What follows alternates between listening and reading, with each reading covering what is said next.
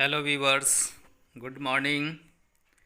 आज मैं आप लोगों को स्टाफिंग चैप्टर के अंतर्गत staffing process and component of staffing यानी नियुक्तिकरण की प्रक्रिया एवं नियुक्तिकरण के तत्व के बारे में विस्तृत जानकारी देने जा रहा हूं। तो चलिए आइए देखते हैं एक एक करके। स्टाफिंग प्रोसेस, आप जैसा कि जानते हैं कि प्रोसेस एक के बाद दूसरा, तीसरा, चौथा इस तरह से पूर्ण किया जाता है। तो चलिए आइए देखते हैं कि नियुक्तिकरण प्रक्रिया के अंतर्गत कितने चरण हैं और एक एक चरण करके हम लोग एक एक करके पूरे तरीके से उसके बारे में जानकारी ग्रहण करेंगे, प्राप्त करेंगे। तो पहला आपका जो नियुक्तिकरण प्रक्रिया का जो पहला चरण है वह है estimating the man power requirements, यानी मानव शक्ति आवश्यकताओं का आकलन करना। जैसा कि हम जानते हैं कि नियुक्तिकरण के प्रथम चरण पर कर्मचारियों की आवश्यकताओं का निर्धारण किया जाता है। यहाँ यह सुनिश्चित किया जाता है कि संगठन में ठीक समय और ठीक स्थान पर पर्याप्त मात्रा में योग्य कर्मचारी उपलब्ध होने चाहिए। आवश्यक व्यक्तियों की संख्या का निर्धारण करते समय इंटरनल प्रमोशन यानी आंतरिक पदोन्नति, रिटायरमेंट यानी अवकाश ग्रहण और नौकरी छोड़ने एवं पदमुक्ति आदि संभावनाओं को भी ध्यान में रखकर आवश्यक व्यक्तियों की संख्या का निर्धारण किया जाता है। इस चरण पर यह भी निश्चित किया जाता है कि चयन किए जाने वाले कर्मचारियों में क्या योग्यताएं होनी चाहिए, उनके अंदर क्या क्वालिटी होनी चाहिए। दूसरा पॉइंट है रिक्रूटमेंट यानी भर्ती। भर्ती प्रक्रिया के अंतर्गत भविष्य में प्राप्त किए जाने वाले कर्मचारियों के विभिन्न स्रोतों की खोज करना तथा उन्हें संस्था में एप्लीकेशन भेजने हेतु प्रोत्साहित करना सम्मिलित है। दूसरे शब्दों में हम कह सकते हैं कि भर्ती का जो मतलब है वह विभिन्न पदों को भरने के लिए कर्मचारियों को उपलब्ध कराना है। कर्मचारियों की भर्ती के मुख्यतः दो स्रोत होते हैं। पहला होता है इंटरनल सोर्स यानी आंतरिक स्रोत और दूसरा बाह्य स्रोत यानी एक्सटर्नल सोर्स।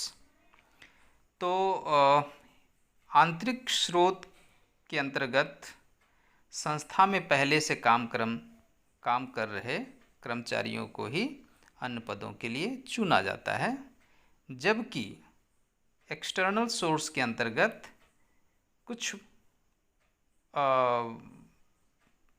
स्रोत हैं जैसे वेटिंग लिस्ट, वर्तमान कर्मचारियों की सिफारिश, जॉबर्स एवं ठेकेदार, शिक्षण संस्थाएं और विज्ञापन इत्यादि। ठीक है, तो चलिए नियुक्तिकरण प्रक्रिया का जो तीसरा चरण है वह है चयन यानी सिलेक्शन। तो चयन प्रक्रिया के अंतर्गत अनेक आवेदकों में से योग्य आवेदकों को कार्य के लिए चुन लिया जाता है। यहाँ पर विशेष रूप से यह ध्यान रखना जरूरी है कि आवेदक की कुशलता और कार्य की प्रकृति में समानता होनी चाहिए। यह समानता जितनी अधिक होगी परिणाम उतने ही अच्छे होंगे और इसी के लिए अनेक चयन परीक्षाएं ली जाती है और अंत में इंटरव्यू लेकर के आवेदकों का चयन कर लिया जाता है। नेक्स्ट पॉइंट है आपका प्लेसमेंट एंड ओरिएंटेशन यानी कार्य पर लगाना तथा अभिविन्यास। प्लेसमेंट का मतलब चुने गए व्यक्ति द्वारा उस पद को धारण कर लेना जिसके लिए उसका चयन किया गया है। कर्मचारी का चयन कर लेने पर उसे अपॉइंटमेंट लेटर दे दिया जाता है। अपॉइंटमेंट लेटर प्राप्त कर लेने के बाद कर्मचारी संबंधित विभाग के अधिकारी को, जो उसका सुपीरियर होता है, उसको इस बात की जानकारी देता है कि वह उस संस्था विशेष में कार्य करने के लिए तैयार है। ऐसा करने पर वह संस्था का कर्मचारी बन जाता है। दूसरी बात इसमें आता है ओरिएंटेशन का, यानी अभिविन्यास का। तो अभिविन्यास का मतलब नए चुने गए कर्मचारी को उसकी जॉब तथा संगठन से परिचित करवाना है, इंट्रोड्यूस करवाना है। इसे सोशलाइजेशन यानी सामाजिकरण भी कहा जाता है।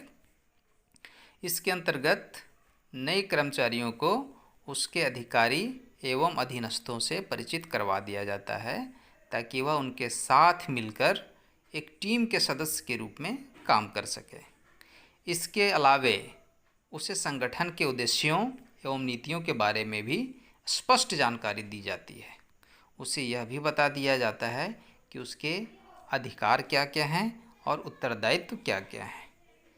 संक्षेप में हम कह सकते हैं कि ओरिएंटेशन का उद्देश्य नए कर्मचारियों को नए वातावरण में अतिशीघ्र एडजस्ट करना है।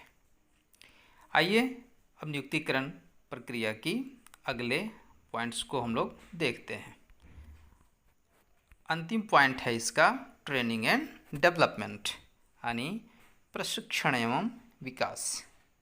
कर्मचारी नियुक्ति प्रक्रिया का यह अंतिम कदम कर्मचारियों को प्रशिक्षण एवं विकास सुविधाएं प्रदान करना है, ताकि उनकी कुशलता एवं प्रभावपूर्णता में वृद्धि की जा सके। ट्रेनिंग का मतलब वर्तमान कार्य निष्पादन को बनाए रखने एवं उसमें सुधार करने के लिए तैयार की गई प्रक्रिया से है, जबकि दूसरी ओर विकास का मतलब भावी क्रियाओं के लिए आवश्यक कौशल विकसित करने के लिए तैयार की गई प्रक्रिया से है।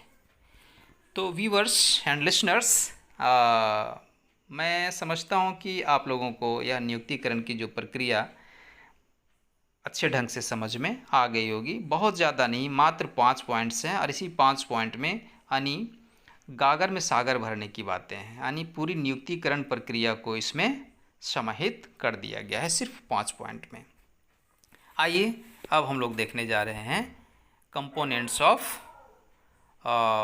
स्टाफिंग, यानी नियुक्तिकरण के तत्व।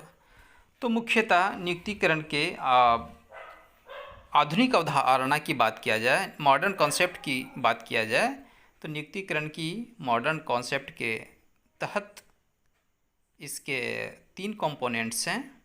पहला है आपका रिक्रूटमेंट्स, यानी भर्ती। तो भर्ती का मतलब उस प्रक्रिया से है जिसके अंतर्गत भावी कर्मचारियों के विभिन्न स्रोतों की खोज की जाती है और उन्हें संगठन में नियुक्ति प्राप्त करने के लिए एप्लीकेशन भेजने के लिए प्रोत्साहित किया जाता है। इस प्रक्रिया में यह प्रयास किया जाता है कि ज़्यादा से ज़्यादा आवेदक आवेदन पत्र संगठन में भेजें। इसीलिए इस प्रक्रिया को सकारात्मक प्रोसेस यानी पॉजिटिव प्रोसेस कहा जाता है। दूसरा जो कंपोनेंट्स है नियुक्तिकरण के, वह है सिलेक्शन यानी चयन।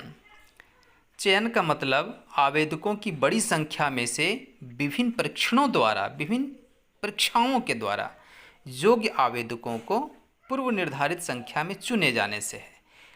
यानी यहाँ पे भर्ती के अंतर्गत जितने भी आवेदकों ने आवेदन दिया था, उनमें से मैक्सिमम को छांट दिया जाता है और उतनी ही संख्या में उनको रखा जाता है जितनी संख्या में संगठन को उनकी आवश्यकता है। इसीलिए इसकी प्रकृति नकारात्मक होती है, नेगेटिव होती है, इसलिए इसे नेगेटिव प्रोसेस भी कहा जाता है, क्योंकि इसमें प्राप्त आवेदन पत्रों को कम करने का प्रयास किया जाता है। और नियुक्तिकरण के जो अंतिम तत्व है वह है ट्रेनिंग यानी प्रशिक्षण।